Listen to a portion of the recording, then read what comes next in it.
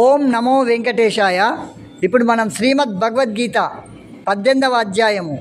మోక్ష సన్యాస యోగంలో 18వ శ్లోకం నేర్చుకునే ప్రయత్నం చేద్దాం. జ్ఞానం జ్ఞేయం పరిజ్ఞాత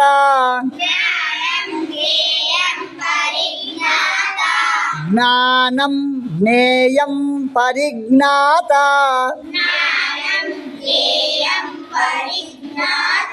జ్ఞానం జ్ఞేయం పరిజ్ఞాత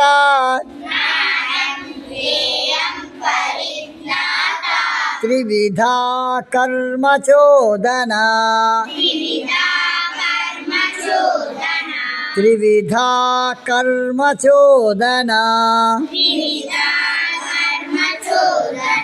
త్రివిధా కర్మ చోదన కరణం కర్మ కర్తేతి కరణం కర్మ కర్తేతి కరణం కర్మ కర్తేతి త్రివిధ కర్మ సంగ్రహః త్రివిధ కర్మ సంగ్రహః త్రివిధ కర్మ సంగ్రహః జ్ఞానం జ్ఞేయం పరిజ్ఞాత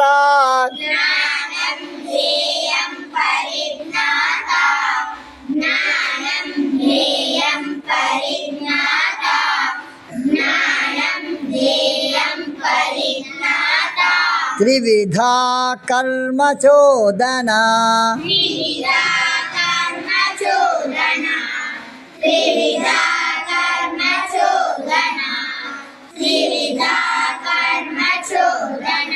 కరణం కర్మ కర్తేతి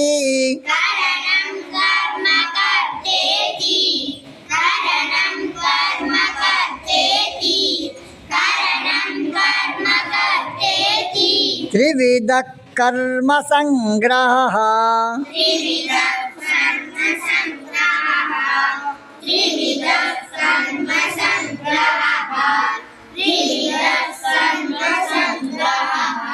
జ్ఞానం జ్ఞేయం పరిజ్ఞాత త్రివిధా కర్మ చోదన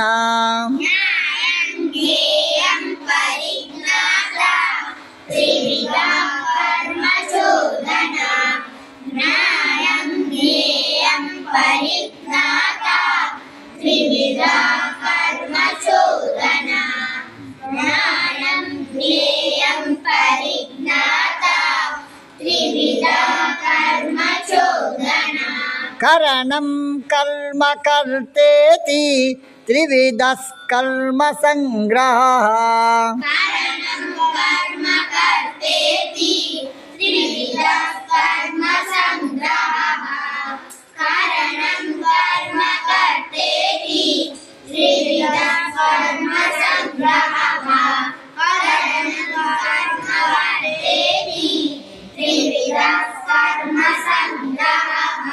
एक दो ज्ञानं ज्ञेयं परिज्ञाता त्रिविधा कर्म चोदना करणं कर्म कर्तेति त्रिविधा कर्म संग्रहः एक दो ज्ञानं ज्ञेयं परिज्ञाता त्रिविधा कर्म चोदना करणं कर्म कर्तेति त्रिविधा कर्म संग्रहः एक दो ज्ञानं ज्ञेयं परिज्ञाता त्रिविधा कर्म चोदना करणं कर्म कर्तेति त्रिविधा कर्म संग्रहः